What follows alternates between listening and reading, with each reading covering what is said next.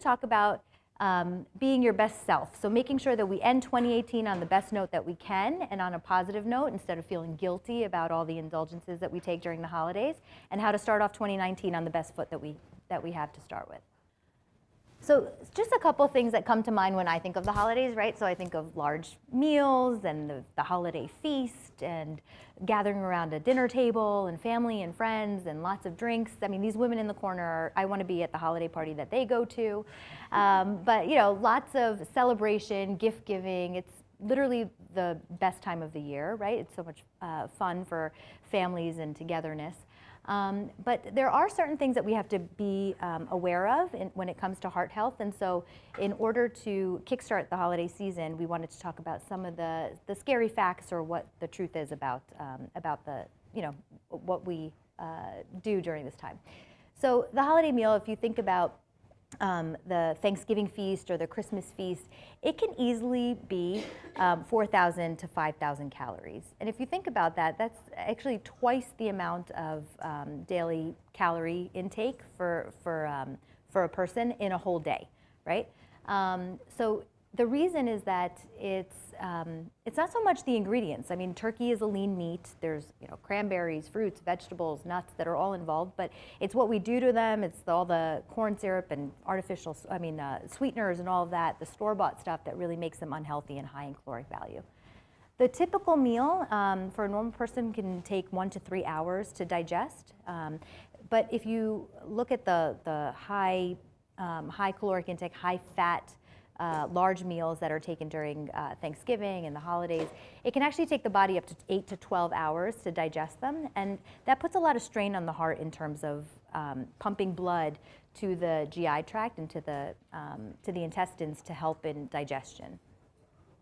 Add in with that all the high fat, it's literally like an influx of triglycerides, all the fatty particles in the bloodstream that can cause acute inflammation in the arteries that mixed in with a rise in blood pressure from, you know, the alcohol, the excess sodium, maybe the stress and anxiety and excitement that's associated with the holidays.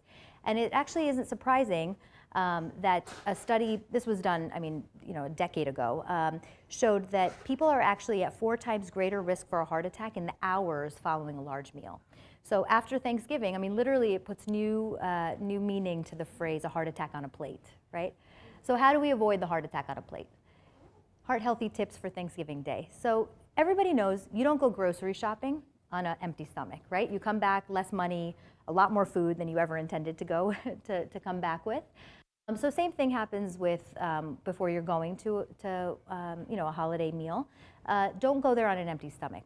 My husband is notorious for, if we're going to a wedding or someplace where he knows that there's going to be like a large amount of really good food, not that, you know, he would never say that my food's bad, but really good food, he wants to make space, right? So he skips the meal before and he's like, oh, I'm making space. I'm like, just, you know, I need to make sure that I go there hungry because I don't want to fill up. But it's actually the worst thing, and it's not unheard of, right? Because people think, oh, I'm going to have a lot of calories later in the day, so I'm going to save the calories and I'm going to skip breakfast, or I'm going to, you know, just try to save the calories for the really tasty stuff. And that's actually probably a really bad thing to do. And the reason is that that's not how the body works. So when you skip a meal, your body actually makes hormone, you know, your feelings of satiety and of feeling hungry or full are actually regulated by hormones.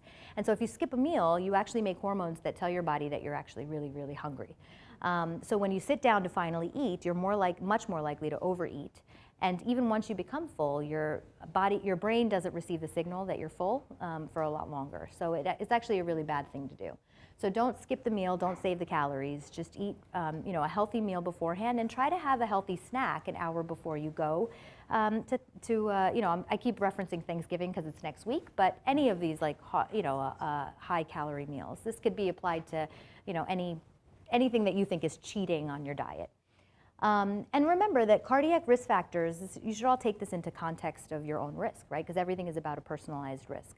So cardiac risk factors tend to run in families. If you yourself are a diabetic and are a little worried about your intake during the holidays, it's probably likely that other people in your family have the same concerns. So, high blood pressure, high cholesterol, diabetes, these all run in families. So it may be time that we start new traditions, and there are easy ways to sort of swap in healthy alternatives to what we traditionally think of as the Thanksgiving meal or a Christmas feast. So this is by no means an all-inclusive, but just simple ways to sort of swap in healthy alternatives. If you're going to make a dip, skip the full-fat dips, go substituting Greek yogurt or low-fat sour cream, non-fat sour cream. Instead of candied yams, go with roasted sweet potatoes because they're delicious and much tastier. Make your own stuffing instead of the store-bought stuff. You can use heart-healthy oils like canola oil or olive oil to just saute up vegetables. Add in, whole grain bread. Use low sodium or no sodium chicken broth, and just sort of, use your own mix of herbs before you bake it. But there's definitely easy ways to be able to substitute in the healthy ingredients. Opt for the white meat. Skip the dark meat and the skin because that's where most of the fat is. Try to make your own low-fat gravy using turkey broth as opposed to the drippings. If you're going to use the drippings, try to separate out the fat by freezing. Use whole wheat rolls instead of white flour rolls. Don't have the whole variety. Just don't have white flour white rolls, right? And then make your own cranberry sauce. So it's actually just this much cranberry sauce that's store-bought is 100 calories. A quarter of a cup, so that's 2 tablespoons, is 100 calories, whereas if you make it yourself and you use sugar substitutes like stevia or Splenda or anything like that, it's just 20 calories. So there's really ways to save. Eat whole green beans that you steam and then season. You can sprinkle like shaved almonds on it as opposed to making a casserole. You save on the cream, mushroom soup, all that stuff, the fried onions, right? So there's definitely ways to make it tasty and still look delicious. Like look at that plate up there in the corner. So that plate is 1,000 calories, but it still looks like a delicious Thanksgiving plate, right? So there's ways to, I always imagine my plate that my 3-year-old is learning about my plate. So this much of it has to be vegetables, this much of it has to be fruits and grains and protein. So it kind of looks like my plate. It's still, it's a very healthy mix of all of the different food groups. When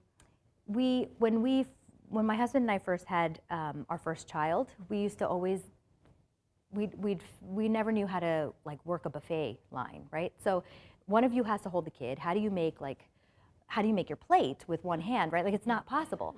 So it's the same way you can't bring your beverage on the buffet line, right? So we used to say, okay, we're going to share a plate. So this was our genius idea. It lasted for about one night because the first thing in a buffet line is always the salad, right? So I would make a quarter of my plate the salad because that's delicious.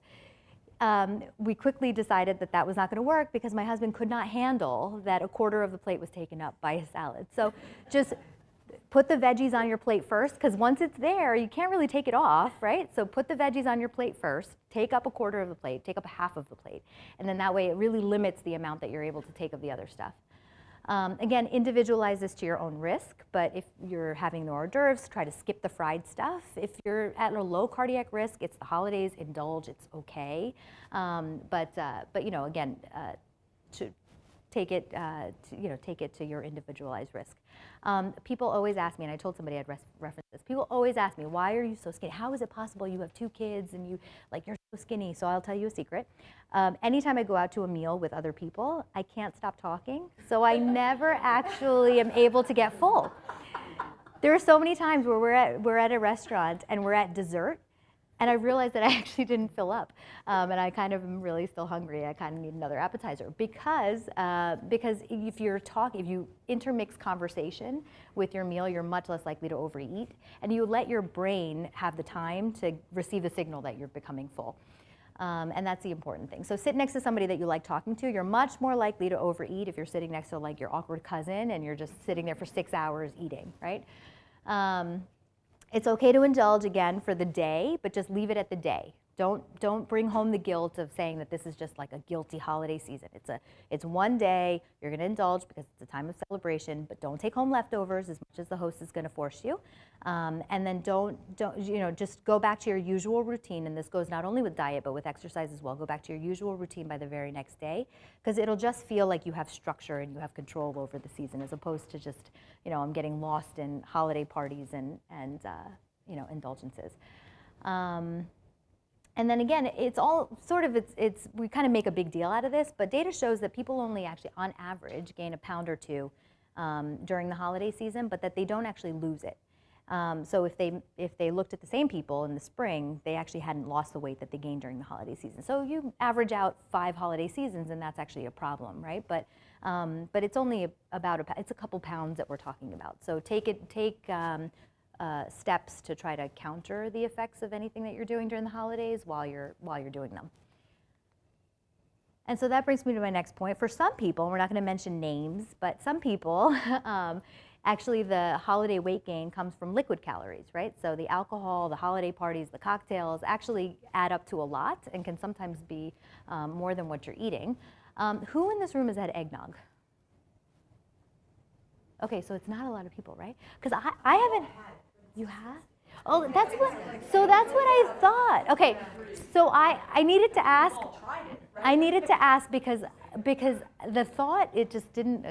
It's not appealing to me. I haven't tried it, but it's actually really high in calories. So if you're like if eggnog was a thing and like that was something that people were doing, just limit yourself, because 1 cup is actually 200 to 300 calories, and I think it's a dessert thing, right? Like people have it during dessert. So just make that your dessert.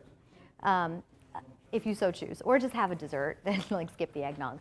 A glass of wine, red or white, 5 ounces of wine is about 120 to 125 calories for each glass.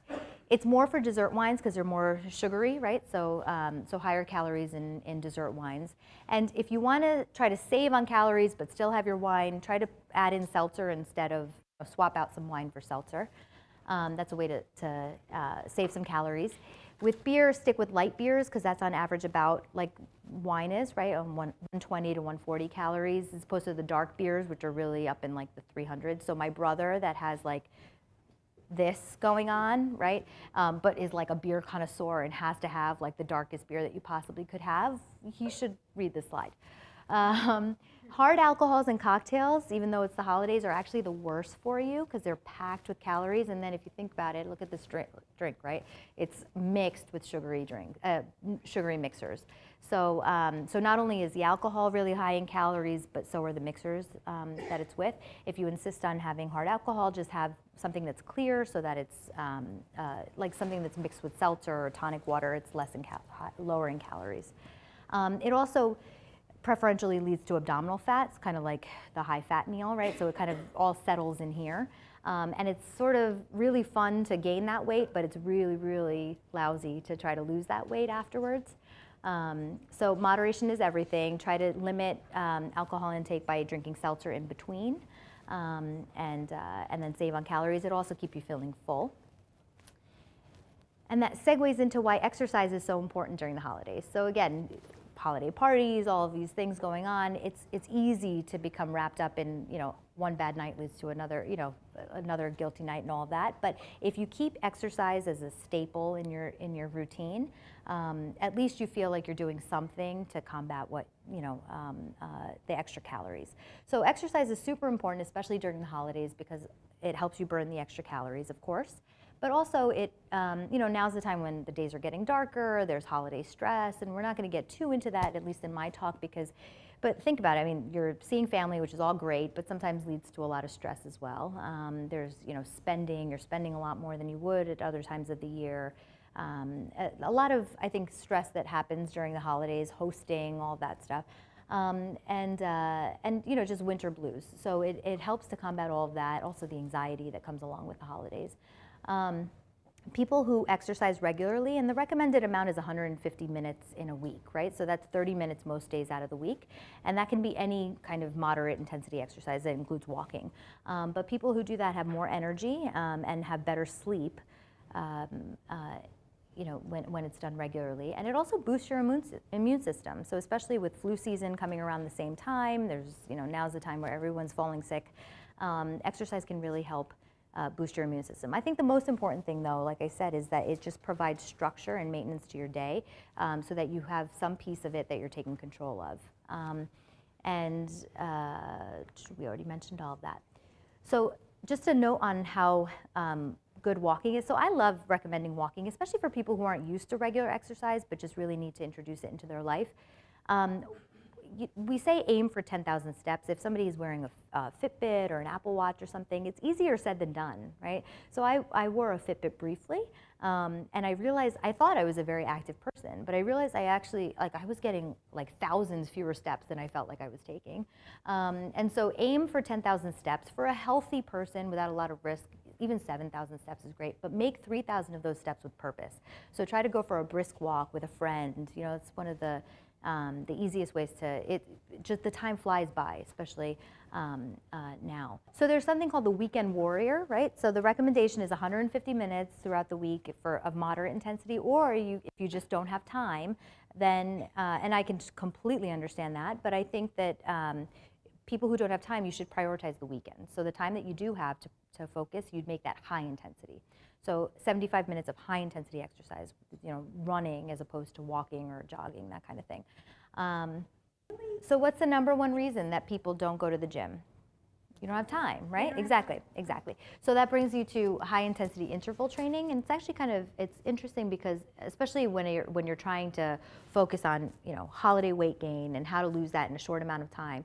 So high intensity interval training is actually where it doesn't take a lot of time, right? So when this was first brought about, it was 10 minutes of overall exercise, 10 minutes of overall exercise, but you only spend a minute of it doing high intensity training. You pedal on a bike for 2 minutes, you you pedal as hard as you possibly can for 20 seconds, break for 2 minutes again, do the 20 seconds again. So you do that 3 times. It's a total of 60 seconds of high intensity exercise.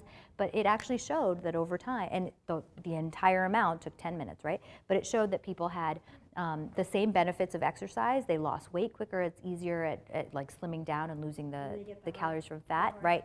And it actually improves their endurance for exercise, in the future. So again, it's great if time is the primary deterrent to exercise. But any activity is better than nothing. And the important thing is just investing in yourself. And that includes taking care of your own health. Because what would be a bigger bummer on the holiday season than being in bed with the flu for a week of it, right? So just 1, 2, and 3 are get the flu shot. People, I can't stress this enough because my own husband is thinking about getting the flu shot. I think I'm going to have Samantha just dart gun it again. But we, every time I'm pregnant, we say, okay, we're just gonna sneak them into 51st Street office, and we're just gonna sneak the flu shot in. But really, every adult should just get the flu shot because people are so much at a 6-time greater risk of having a heart attack in the week after being diagnosed with the flu. And it's because you're just ramping up your immune system, you're ramping up inflammation in the body. But it's really true. And anecdotally, we talk about this heart attacks increase in the wintertime, right? And you think it's flu, and you think it's just people getting sick, and then it adds a stress to your heart, and so you have a heart attack afterwards. But it was just last week, there was a very large study that came out of Sweden. It was called Sweetheart. Get it? Sweetheart. But it was in Sweden. Retrospectively, it looked at 250,000, something like an insane number of heart attacks. And it looked at the weather data that was associated with it. So people were a lot more likely to have heart attacks in the cold temperatures, and also during times where there was less sunlight hours. So there's definitely an association, and that association is thought to be because the cold actually directly causes vasoconstriction. What that means is the arteries clamp down, and so if somebody has a blockage that may be borderline or something that's significant but not really symptomatic, that vasoconstriction that happens in the cold, especially if you mix it in with other things that vasoconstrict, like a lot of caffeine or smoking or something like that, can be enough to trigger a heart attack. It's also so back in the day, doctors used to tell anybody with heart disease, don't do any heavy lifting. So no weightlifting of any kind for anybody with heart disease. And that's not exactly true, but the reason for that was that the isometric exercise, the exercise that you do where your muscles tense, but they don't actually contract, right? So you're like lifting weights, but you're tensing your muscle for that brief time before you're actually moving the weight. It causes your blood pressure, which is normally about 120, 130 for a normal person, right, to shoot up acutely to 200, 220. And so all of a sudden, if you have any plaque that's vulnerable, we call it vulnerable plaque, even that just rapid rise in that short amount of time can be enough to cause a heart attack, to cause that plaque to rupture and then trigger what's considered the TV heart attack, the clutching your chest heart attack.